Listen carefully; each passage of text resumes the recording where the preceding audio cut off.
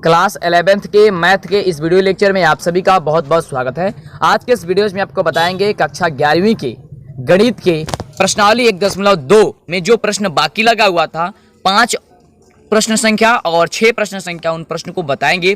आपने बहुत दिनों से हमारा इंतजार कर रहे थे, तो आपके लिए वीडियो लेकर के चले आए हैं। इस वीडियो को लाइक कीजिए और चैनल पे पहली बार आए हैं तो सब्सक्राइब करके नोटिफिकेशन बेल आइकन को ऑन कर लीजिए। तो चलिए समय को ध्यान में रखते हुए आज की क्लास को शुरू करते हैं। लेकिन उसके पहले बता देना चाहेंगे आपको कि हमारे इस यूट्यूब चैनल पे आपके 11th की पढ़ाई के लिए सभी सब्जेक्ट जो है वह कराई जा रही है और आपको सभी सब्जेक्ट पढ़ना होगा। आप ये कर रहे हैं कि केवल मैथ ही पढ़ रहे हैं और मैथ का वीडियो बहुत ही बेसब्री से इंतजार कर रहे हैं, तो आप लोग ऐसा ना करेंगे। जो भी आपको वीडियो आती है सभी वीडियो देखेंगे, क्योंकि फिजिक्स, केमिस्ट्री और बायोलॉजी ये भी पढ़ना बेहद ही ज़रूरी है। तो आप ज़रूर पढ़ेंगे इन सभी सब्जेक्ट का। और ये नहीं है कि आपको रेगुलर जो है वो मैथ की ही आएगी, आपकी सभी सब्जेक्ट साथ लेकर के चलना है। इसलिए कभी फिजिक्स का आ जाएगी तो कभी केमिस्ट्री का आ जाएगी, कभी बायोलॉजी का आ जाएगी, कभी मैथ का आ जाएगी। तो इस तरह आपकी सिलेबस को कंप्लीट कराया जाएगा, ठीक है। तो आप इस तरह से पढ़ेंगे। चलिए तो क्लास को शुरू करते हैं। 5वें नंबर प्रश्न है, क्या निम्नलिखित समुच्चय युग्म समान है? कारण सहित बताइए। आइए सबसे पहले प्रश्न को हम सभी समझते हैं। प्रश्न हमारा देखिए ये बोल रहा है कि कुछ समुच्चय युग्म दिया गया है और आपको ये बताना है कि क्या यह समुच्चय युग्म जो है वह आपस में बराबर है या नहीं है। बस इसी चीज को आपको बता देना है। तो इसमें देखिए सबसे पहला नंबर इसमें का प्रश्न है, 5वीं का पहला नंबर प्रश्न। ए बराबर क्या है? 2,3 है, ठीक है। और b बराबर आपको एक समीकरण दिया गया है और वह बोल रहा है कि x समुच्चय है सभी x का, जहां समीकरण है x² + 5x + 6 = 0 है। b में आपको एक समीकरण दिया गया है और a में आपको 2,3 दिया गया है। तो b में जो आपका समीकरण दिया गया है, सबसे पहले उस समीकरण को हम सॉल्व करेंगे। अगर समीकरण को हम सॉल्व करते हैं, अगर उसमें 2,3 आ जाता है तो हम कह देंगे कि यह आपस में समान है, अन्यथा यह समान नहीं होगा। आइए सबसे पहले इस समीकरण को सॉल्व करते हैं। तो समीकरण देखिए, हमारा समीकरण जो दिया गया है वह समीकरण है x² + 5x + 6 बराबर क्या है? 0। आप इस समीकरण को सॉल्व कैसे किया जाता है, पिछले वाले क्लास में पढ़े होंगे कि पहला जो पद होता है और तीसरा जो पद होता है गुना करते हैं। तो जब गुना करेंगे तो क्या हो जाएगा? 6x²। अब 6x² को इस दो भागों में तोड़ा जाता है, मतलब ऐसे दो भागों में तोड़ा जाता है कि वह जोड़े या घटाए तो बीच वाले के मान के बराबर आ जाए, और गुणा करे तो फिर हमारा यही मान प्राप्त हो जाना चाहिए। तो आइए देखते हैं। तो x² को x² हो जाएगा, प्लस तो प्लस हो जाएगा। अगर हम 3x + 2x कर देते हैं तो 3x और 2x कितना हो जाएगा? 5x हो जाएगा। और 3 में 2 से गुणा कर देंगे, 3x में 2x से गुणा कर देंगे तो 6x² के बराबर आ जाता है। यानी कि यहाँ तक हमारा जो मान है वह सही निकल के आया है, यहाँ तक हमने सही किया है, ठीक है।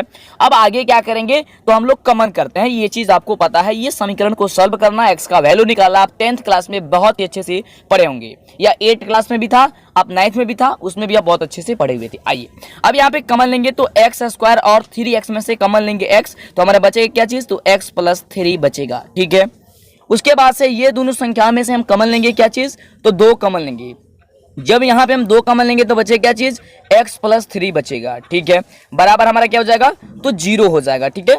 यहाँ पे बराबर हम 0 लिख देते हैं। अब क्या होगा, एक बार x + 2 को एक जगह लिखेंगे और x + 3 और x + 3 में से एक जगह लिखेंगे, ठीक है। और उसके बराबर 0 हो जाएगा, यानी कि x + 2 और एक हो जाएगा क्या चीज? x + 3, ठीक है, और बराबर 0 हो जाएगा। जब हम x + 2 बराबर 0 रखेंगे तो x का वैल्यू हमारा -2 आ जाएगा, और जब हम लोग x + 3 बराबर 0 रखेंगे तो x का वैल्यू हमारा क्या आ जाएगा? -3 आ जाएगा, ठीक है। तो यहाँ पे हमने क्या देखा कि x का जो वैल्यू निकल के आया वो -2 और -3 निकल के आया, यानी कि b का मान हम लोग का क्या हो जाएगा? -2, -3 हो जाएगा, ठीक है। जब ये हमारा b का वैल्यू -2, -3 हो गया और a का वैल्यू हम लोग ये देख रहे थे कि a बराबर हमारा था 2,3 था। तो जब यहाँ पे 2,3 था और b का मान यहाँ पे -2, -3 निकल रहा है, तो हम कह देंगे कि यह आपस में बराबर नहीं है। बस आपको यही बताना था कि क्या यह आपस में बराबर है या नहीं है, और कारण सहित भी आपको बताना था। तो कारण का मतलब क्या हो गया कि आप इस समीकरण को सॉल्व कर दीजिए, और आपने देख लिया कि कैसे इसको बनाते हैं। ठीक है, आइए दिखाते हैं कि आप अपने नोट्स बुक में जो आप नोट्स बना रहे हैं आप उसमें कैसे लिखेंगे। ध्यान से देखेंगे, आप नोट्स में सेम वैसे जैसे हमने आपको बताया आप उसी तरीकों से लिख देंगे। जैसे प्रश्न संख्या 1 था इतना, तो आपने लिखा, फिर हम पहले समीकरण को जो हल करते हैं बस आपको ऐसे लिखना है, और आपको समीकरण को जो जैसे हल किया गया था उसे आपको लिख देना है और आपको बता देना है यहाँ तक। ठीक है, उसके बाद ये लिख देना है ए और बी के अवयव समान नहीं है, अतः यह ए बराबर बी नहीं है। ठीक है, चलिए अब चलते हैं हम लोग अगले प्रश्न की ओर। अगला प्रश्न देखिए कैसे सॉल्व होता है। तो 5वीं का 1 नंबर सॉल्व कर दिए, और 5वीं का 2 नंबर को हम लोग सॉल्व करेंगे। ठीक है, तो 5वीं का 2 नंबर देखिए क्या बोल रहा है। 5वीं का 2 नंबर बोल रहा है कि ए बराबर एक्स समुच्चय है सभी एक्स का, जहां एक्स शब्द जो है वह फ्लो है, यानी कि FOLLOW है। ठीक है, यानी ए बराबर हमारा ये दिया गया है, और इसका बोला है यह एक अक्षर है, यानी एक्स समुच्चय है सभी एक्स का। और बी बराबर दे रहा है, बी बराबर हमारा बोल रहा है कि यह एक वाई समुच्चय है सभी वाई का, जहां शब्द जो है वल्फ है, यानी कि WOLF है। ठीक है, और इसका एक अक्षर है। तो ये बताइए कि यह आपस में बराबर है या नहीं है। अब ऐसे तो देखते हैं तो ये आपस में बराबर नहीं दिखाई देता है, लेकिन जब इसे हम अलग अलग करेंगे, यानी कि जब इसे हम रोस्टर रूप में व्यक्त करेंगे। अब रोस्टर रूप में कैसे व्यक्त किया जाता है, पिछले वाले वीडियो लेक्चर को देखेंगे तो आपको पता चल गया होगा, आपको पता होगा। नहीं देखे हैं तो प्लेलिस्ट में वीडियो है, जाइए, डेली वीडियो आपको आती है, वहां पे आप जाकर के देखेंगे।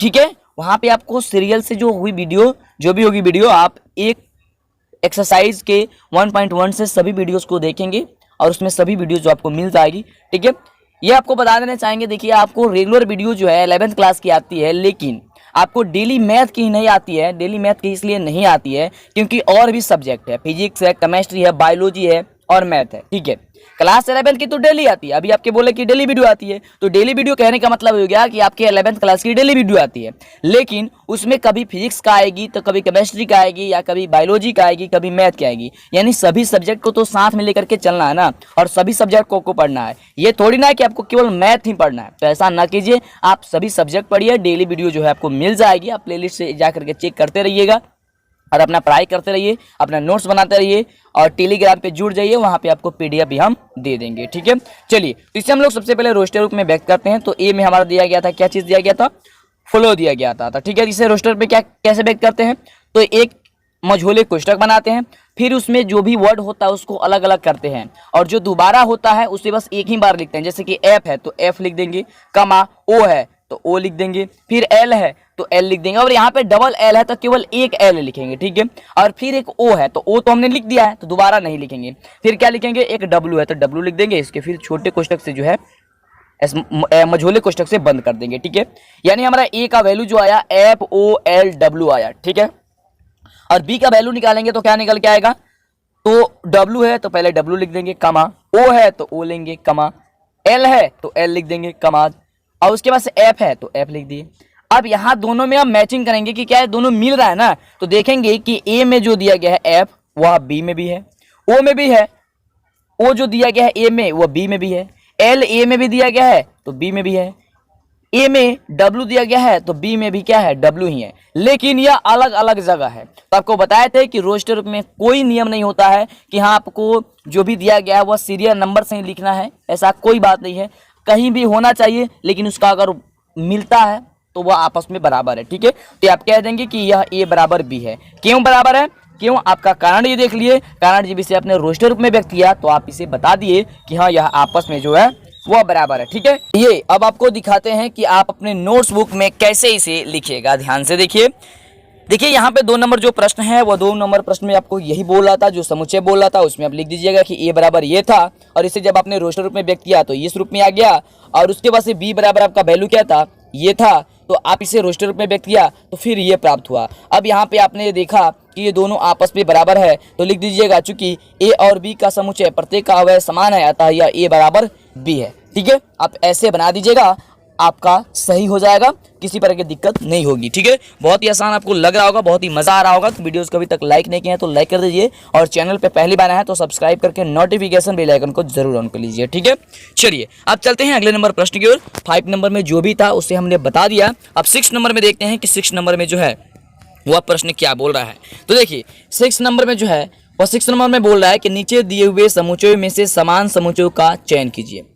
यानी कि नीचे कुछ समुच्चय दिया गया है, उस समुच्चय में से आपको कुछ समान समुच्चय को पहचान करनी है कि इसमें से कौन कौन ऐसे समुच्चय है जो आपस में बराबर है। बेहद ही आसान है। जब इस समुच्चय में आप ध्यान से देखिएगा तो आपको दिखाई देगा कि बी नंबर और डी नंबर आपस में बराबर है। ये बराबर क्यों है उसे देखिए, क्योंकि बी नंबर में एक है तो डी नंबर में भी 1 है, बी में 2 है तो डी में भी 2 है, बी में 3 है तो डी में भी 3 है, बी में 4 है तो डी में भी क्या है 4 है, इसलिए ये आपस में क्या है बराबर है। तो आसानी से आप लिख दीजिएगा कि इस जो समुच्चय जो ये दिया गया है, ये समुच्चय में बी और डी जो है आपस में बराबर है। ठीक है, चलिए और भी देखते हैं कि क्या और भी समान है।